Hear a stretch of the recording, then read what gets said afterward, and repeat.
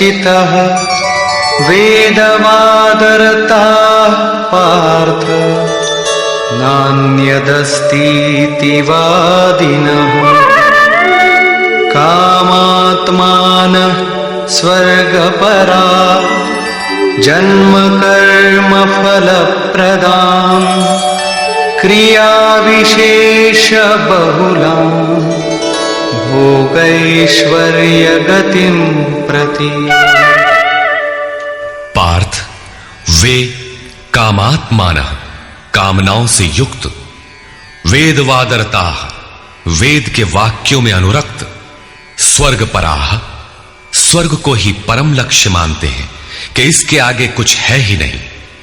ऐसा कहने वाले अविवेकी जन जन्म मृत्यु रूपी फल देने वाली भोग और ऐश्वर्य की प्राप्ति के लिए बहुत सी क्रियाओं का विस्तार कर लेते हैं और दिखावटी शोभा युक्त वाणी में व्यक्त भी करते हैं।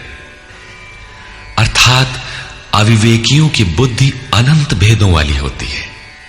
वे फल वाले वाक्य में ही अनुरक्त रहते हैं, वेद के वाक्यों को ही प्रमाण मानते हैं, स्वर्ग को ही श्रेष्ठ मानते हैं। उनकी बुद्धि बहुत सी भेदों वाली है, इसलिए अनंत क्रियाओं की रचना कर लेते हैं।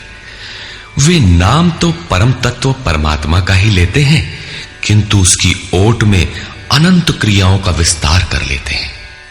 तो क्या अनंत क्रियाएं कर्म नहीं है? श्री कृष्ण कहते हैं नहीं, अनंत क्रियाएं कर्म नहीं है। तो वो एक निश्चित क्रिया है क्या?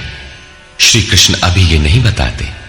अभी तो केवल इतना कहते हैं कि अविवेकियों की बुद्धि अनंत शाखाओं वाली होती है, इसलिए वे अनंत क्रियाओं का विस्तार कर लेते हैं। वे केवल विस्तार ही नहीं करते, अपितु आलंकारिक शैली में उसे व्यक्त भी करते हैं। उसका प्रभाव क्या होता है?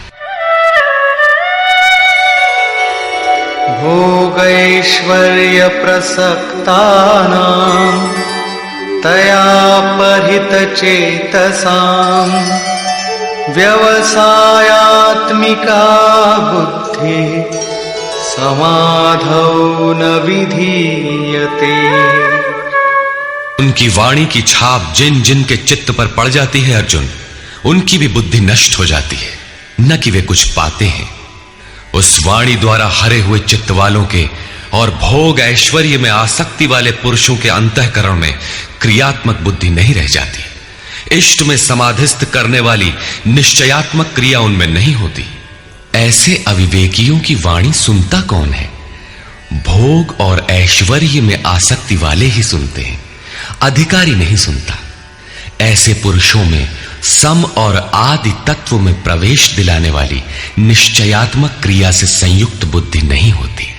प्रश्न उठता है कि वेद वादरता, जो वेद के वचनों में अनुरक्त हैं, क्या वे भी भूल करते हैं? इस पर श्री कृष्ण कहते हैं, त्रैगुण्य विषया वेदा निस्त्रैगुण्यो भवार्जुन निर्द्वन्द्वो नित्यसत्त्वस्थो निर्योगक्षेम आत्मवान्। अर्जुन, त्रैगुण्य विषया वेदा, वेद तीनों गुणों तक ही प्रकाश करते हैं, इसके आगे का हाल वे नहीं जानते। इसलिए निस्त्रय गुण्यो भव अर्जुन, अर्जुन तू तीनों गुणों से ऊपर उठ, अर्थात वेदों के कार्य क्षेत्र से आगे बढ़। कैसे बढ़ा जाए? इस पर श्री कृष्ण कहते हैं, निर्द्वंद्वः, सुख दुख के द्वंद्वों से रहित, नित्य सत्य वस्तु में स्थित और योग क्षेम को न चाहता हुआ आत्मपरायण हो। इस प्रकार ऊपर उठ। प्रश्न उठता है कि हम ही उठें या कोई वेदों से ऊपर उठा भी है? श्री कृष्ण बताते हैं कि आगे जो भी उठता है ब्रह्म को जानता है, और जो ब्रह्म को जानता है वो विप्र है। यावानर्थ उदपाने सर्वतः संप्लुतोदके तावान् सर्वेषु वेदेषु ब्राह्मणस्य विजानतः। सब ओर से परिपूर्ण जलाशय को प्राप्त होने पर मनुष्य का छोटे जलाशय से जितना प्रयोजन रहता है, अच्छी प्रकार ब्रह्म को जानने वाले ब्राह्मण का वेदों से उतना ही प्रयोजन रहता है। तात्पर्य यह है कि जो वेदों से ऊपर उठता है वो ब्रह्म को जानता है, वही ब्राह्मण है। अर्थात तू वेदों से ऊपर उठ, ब्राह्मण बन। अर्जुन क्षत्रिय था। श्री कृष्ण कहते हैं कि ब्राह्मण बन। ब्राह्मण, क्षत्रिय इत्यादि वर्ण स्वभाव की क्षमताओं के नाम है। यह कर्म प्रधान है, न कि जन्म से निर्धारित होने वाली कोई रूढ़ी। जिसे गंगा की धारा प्राप्त है, उसे क्षुद्र जलाशय से क्या प्रयोजन? कोई उसमें शौच लेता है तो कोई पशुओं को नहला देता है, इसके आगे कोई उपयोग नहीं है। इसी प्रकार ब्रह्म को साक्षात जानने वाले उस विप्र महापुरुष का, उस ब्राह्मण का वेदों से उतना ही प्रयोजन रह जाता है।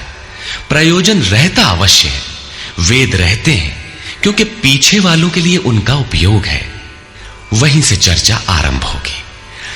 इसके उपरांत योगेश्वर श्री कृष्ण कर्म करते समय की जाने वाली सावधानियों का प्रतिपादन करते हैं। कर्मण्येवाधिकारस्ते मा फलेषु कदाचन मा कर्मफलहेतुर्भुर्मा ते संगोस्त्वकर्मणि। कर्म करने में ही तेरा अधिकार हो, फल में कभी नहीं। ऐसा समझ के फल है ही नहीं। फल की वासना वाला भी मत हो और कर्म करने में तेरी अश्रद्धा भी ना हो। अब तक योगेश्वर श्री कृष्ण ने 39वें श्लोक में